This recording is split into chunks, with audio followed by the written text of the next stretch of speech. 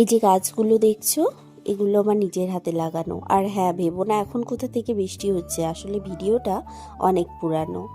এই গাছের মধ্যে এই পোকাটা ছিল, তো পাতাগুলো খেয়ে নিচ্ছিল। আমি আগে প্রথমে ভেবেছিলাম যে পোকাটাকে মেরে ফেলবো, কিন্তু আমার মেয়ে বললো যে মা, এটা থেকে নাকি একটা সুন্দর বাটারফ্লাই হবে। তো ওর কথা রাখতে আমি কৌটোটা লাগিয়ে রেখে দিয়েছিলাম পাতা সমেত। পরের দিন দেখি ও মা, পাতাটা খেয়ে নিয়েছে। আমি আবারও একটা পাতা এর মধ্যে ভরে দিই, কিন্তু কিছুদিন পরে দেখি যে পাতাটা যেমনকার তেমনই রয়েছে, মোটামুটি 2-3 দিন পর। আর পোকাটা ঝুলছে। তো আমি ভাবলাম হয়তো মরে গেছে, কিন্তু না, আমার মেয়ে বললো মা 2 দিন দেখো, যদি কিছু না হয় তখন ফেলে দিও। তারপরে ও হঠাৎ করে একদিন স্কুল থেকে এসে চিৎকার করছে যে কী হয়েছে, এত চিৎকার কেন করছিস? বলছে মা দেখো কি সুন্দর বাটারফ্লাই হয়ে গেছে, কিন্তু মনে হয় মরে গেছে গো, মুখটা ঢাকা দেওয়ার জন্য। তো ওর কথা শুনে আমি হ্যাঁ দেখছি সত্যিই বাটারফ্লাই হয়ে গেছে।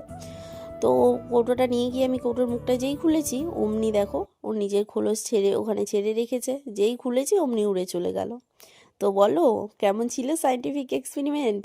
অবশ্যই তোমরা ট্রাই করো।